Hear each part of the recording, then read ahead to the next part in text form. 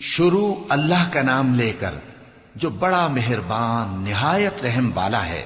بے شک انسان پر زمانے میں ایک ایسا وقت بھی آ چکا ہے کہ وہ کوئی قابل ذکر چیز نہ تھا۔ ہم نے انسان کو ملے جلے نطفے سے پیدا کیا تاکہ اسے آزمائیں، تو ہم نے اس کو سنتا دیکھتا بنایا، یقیناً ہم ہی نے اسے رستہ بھی دکھا دیا۔ اب خواہ شکر گزار ہو خواہ ناشکرا۔ بے شک ہم نے کافروں کے لیے زنجیریں اور طوق اور دہکتی آگ تیار کر رکھی ہے۔ جو نیکوکار ہیں وہ ایسی شراب پیئیں گے جس میں کافور کی آمیزش ہوگی۔ یہ ایک چشمہ ہے جس میں سے اللہ کے بندے پیئیں گے اور اس میں سے چھوٹی چھوٹی نہریں نکال لیں گے۔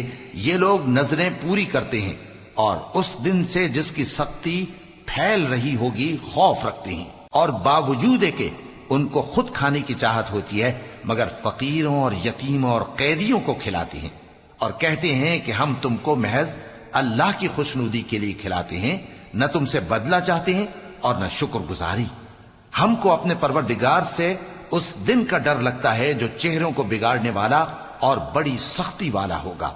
چنانچہ اللہ ان کو اس دن کی سختی سے بچا لے گا اور تازگی اور خوشی عنایت فرمائے گا، اور ان کے صبر کے بدلے ان کو بہشت اور ریشمی لباس عطا کرے گا۔ اس میں وہ تختوں پر تکیے لگائے بیٹھے ہوں گے، وہاں نہ دھوپ کی حدت دیکھیں گے نہ سردی کی شدت۔ ان پر درختوں کے سائے قریب ہوں گے اور میووں کے گچھے جھکے ہوئے لٹک رہے ہوں گے، اور خدام چاندی کے برتن لیے ہوئے ان کے ارد گرد پھریں گے، اور شیشے کے نہایت شفاف پیالے اور شیشے بھی چاندی کے جو ٹھیک اندازے کے مطابق بنائے گئے ہیں۔ اور وہاں ان کو ایسی شراب بھی پلائی جائے گی جس میں ادرک کی آمیزش ہوگی۔ یہ بہشت میں ایک چشمہ ہے جس کا نام سلسبیل ہے، اور ان کے پاس لڑکے آتے جاتے ہوں گے جو ہمیشہ ایک ہی حالت پر رہیں گے۔ جب تم ان پر نگاہ ڈالو تو خیال کرو کہ بکھرے ہوئے موتی ہیں۔ اور بہشت میں جہاں آنکھ اٹھاؤ گے کثرت سے نعمت اور عظیم الشان سلطنت دیکھو گے۔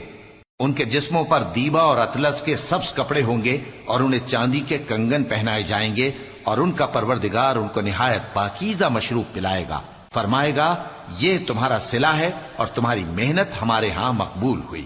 اے نبی صلی اللہ علیہ وآلہ وسلم، ہم نے تم پر قرآن بتدریج نازل کیا ہے، تو اپنے پروردگار کے فیصلے کے لیے انتظار کیے رہو، اور ان لوگوں میں سے کسی بدعمل اور ناشکرے کا کہا نہ ماننا، اور صبح و شام اپنے پروردگار کا نام لیتے رہو، اور رات کو بڑی دیر تک اس کے آگے سجدے کرو اور اس کی پاکی بیان کرتے رہو۔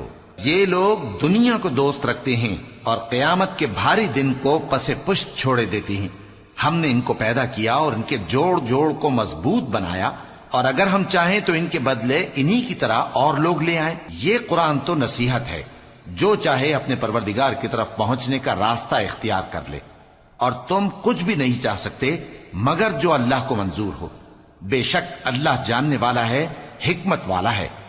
وہ جس کو چاہتا ہے اپنی رحمت میں داخل کر لیتا ہے، اور ظالموں کے لیے اس نے دکھ دینے والا عذاب تیار کر رکھا ہے۔